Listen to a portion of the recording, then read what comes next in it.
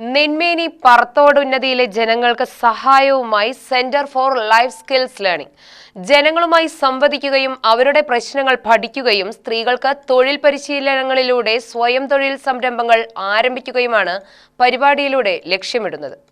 പറത്തോട് ഉന്നതിയിലെ 24 കുടുംബങ്ങൾക്ക് ആവശ്യമായ ഭക്ഷ്യവസ്തുക്കളും വസ്ത്രങ്ങളും ചടങ്ങിൽ വിതരണം ചെയ്തു. പരിപാടിയുടെ ഉദ്ഘാടനം സിനിമാ താരം ദേവൻ നിർവഹിച്ചു.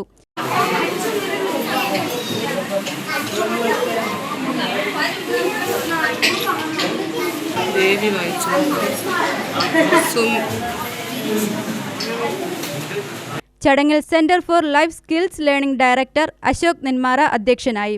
പറത്തോട് ഉന്നതിയിലെ ആളുകൾക്ക് സ്ഥിരമായി വരുമാനം ഉറപ്പാക്കാനായി ജനുവരി മുതൽ ചെറുകിട വനിതാ തൊഴിൽ സംരംഭങ്ങൾ ഉന്നതിയിൽ ആരംഭിക്കുന്നതിനുള്ള സഹായം ദേവൻ വാഗ്ദാനം ചെയ്തു. വിദ്യാർത്ഥികൾക്ക് ഉന്നത പഠനത്തിന് വേണ്ട സഹായവും മാർഗനിർദ്ദേശങ്ങളും വരും ദിവസങ്ങളിൽ ചെയ്യുമെന്ന് അദ്ദേഹം പറഞ്ഞു.